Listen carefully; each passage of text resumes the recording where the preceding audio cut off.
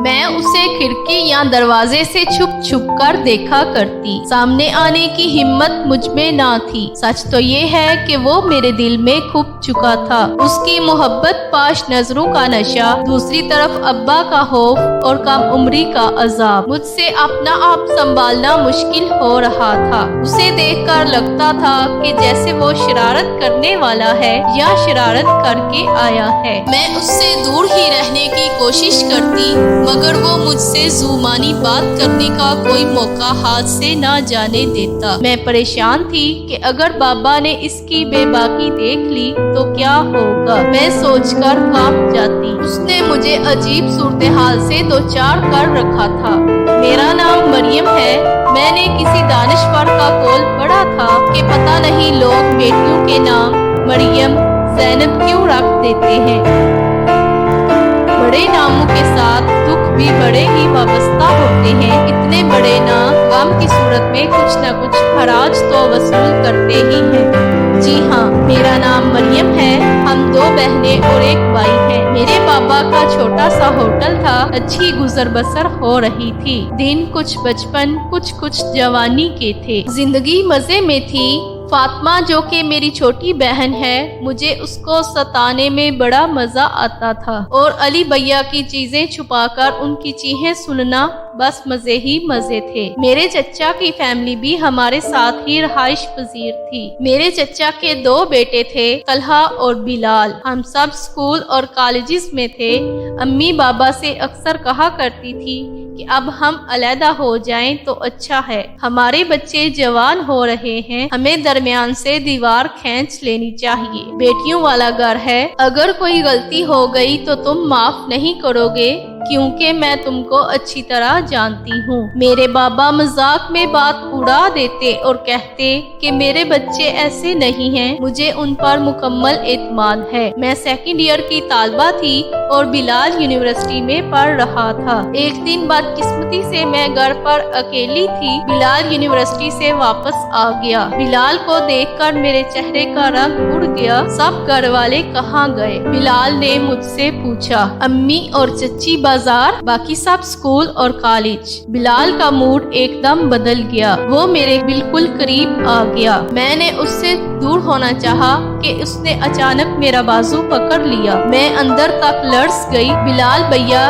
क्या मजाक है, छोड़ दे मुझे। मैंने इल्तजा की। उसने सख्ती से मेरा बाजू पकड़ रखा था। तुम्हारे इस ग्रेज, शर्मो हया और घबराहट को मैं क्या समझूं? अगर तुम मुझसे शादी के ख्वाहिशमंद हो तो बाबा से बात करो, मैंने लड़ते हुए कहा। उस दिन से मेरी बदकिस्मती के दिन शुरू हो गए। अचानक बाबा होटल से घर आए। चाय के लिए फ्रिज से दूध निकालना था। बाबा को देखकर बिलाल ने मेरा हाथ छोड़ दिया और सर झुकाकर बाहर निकल आया। रात को जब मेरे चचा शहबाज घर आए तो बाबा ने नहायत सदमे से चचा से कहा, अब मैं बिलाल को देखना नहीं चाहता। या तुम ये घर छोड़ दो या मैं घर छोड़ देता हूँ। भाईजान, बच्चों से गलती हो गई, इतनी बड़ी बात नहीं है। मैं मरियम बेटी का हाथ मांगता हूँ। आज से मरियम मेरी बहू है। बहुत जल्द मैं इसको ब्याह कर ले जाऊंगा। घर की बात घर में ही रहने दो। बात घर से निकली तो बहुत बदनामी होगी। चचा ने बाबा से इल्तजा की,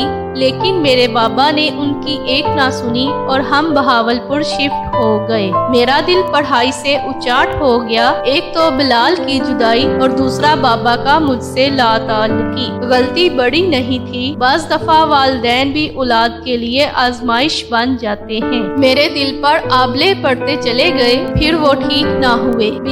बिलाल से बिछड़े और बाबा से हम कलाम हुए मुझे 6 साल का अरसा गुजर गया था। हमें रिश्तेदारों ने बताया कि बिलाल की शादी फुफ्फो की बेटी से हो गई है और फिर पता चला कि बिलाल के 2 बेटे भी हैं। एक दिन अचानक बाबा के साथ चचा हमारे घर आ गए, क्योंकि मस्जिद में उनकी सुलह हो गई थी اور ساتھ ہی میری بہن فاطمہ اور طلحہ کا نکاح بھی طے پا گیا تھا۔ بابا اور چچا خوش گپیوں میں مصروف تھے اور میں حیرت کے سمندر میں غوطے کھا رہی تھی کہ بابا نے میرے اور بلال کے حوالے سے ایسا کیوں نہ سوچا۔ یہ سراسر مجھ سے زیادتی ہے، میں نے دکھ سے سوچا۔ چچا چلے گئے۔ میں 6 سال بعد بابا سے ہم کلام ہوئی۔ میں نے بابا سے کہا، میرے اور بلال کے حوالے سے آپ نے نرمی کیوں نہ دکھائی؟ میں اب یہ صلح نہیں ہونے دوں گی۔ صدمے سے میرا دل پھٹ رہا تھا۔ بابا کو اپنی غلطی کا احساس ہو چکا تھا۔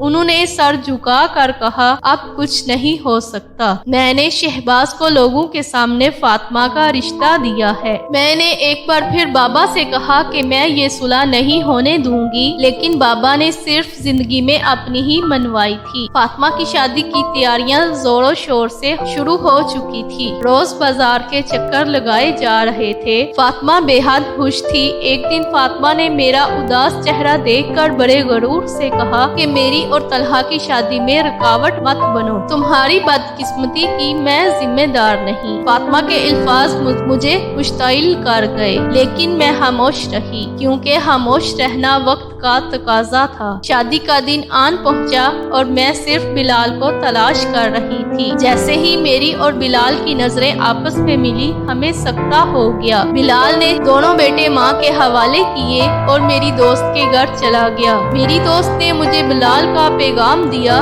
کہ بلال تم سے ملنا چاہتا ہے۔ میں اپنی دوست کے گھر آ گئی۔ اب مجھے کسی کا ڈر اور خوف نہ تھا۔ بلال کو ایک عرصے بعد دیکھ کر میری آنکھیں دریائے راوی بن گئی۔ وقت بہت کم ہے، اسے رونے میں ضائع نہ کرو۔ جلدی سے بتاؤ، کیا تم میرے ساتھ کورٹ میرج کرو گی؟ میں نے ہاں کر دی۔ مجھے کسی کی کوئی پرواہ نہ تھی۔ مریم، میں شادی شدہ 2 بچوں کا باپ ہوں۔ پتہ ہے کہ بہت ہنگامہ ہوگا، لیکن میں تم تک کسی کو نہیں آنے دوں گا۔ فاطمہ کے پرغرور الفاظ نے میرے اندر آگ لگا رکھی تھی۔ فاطمہ کی شادی کے 2 دن بعد میں نے بلال سے نکاح کر لیا۔ یہ خبر میرے والدین پر بم بن کر گری۔ میرے ماں باپ بار بار بے ہوش ہو رہے تھے۔ بابا نے مجھے پیغام بھجوا دیا کہ تم اور فاطمہ اس گھر میں دوبارہ داخل نہ ہونا۔ فاطمہ نے کہا کہ میں تو میکے آؤں گی، میرا کیا قصور ہے؟ پر بابا نے کہا، طلحہ بلال کا بھائی ہے، اب اس گھر کے دروازے تم پر بند ہیں۔ یہی فاطمہ کی سزا تھی۔ فاطمہ نے مجھے بغاوت پر اکسایا تھا۔ میرا چہرہ کھلی کتاب کی مانند ہے۔ تمام کشتیاں جلا کر ساحل تک آنے کی تکلیف میرے چہرے پر رقم ہے۔ میں بابا کے گھر سے بے دخل ہونے کے بعد ایک بار بھی نہ مسکرائی۔ بابا کی بے اجازت نے مجھے بغاوت پر اکسایا۔ والدین کو چاہیے کہ اولاد کو آزمائش میں نہ ڈالیں، ان کی چھوٹی چھوٹی غلطیوں کو نظر انداز کر دیا کریں۔ آخر اولاد بھی انسان ہوتی ہے، اسے انسان کی نظر سے دیکھیں۔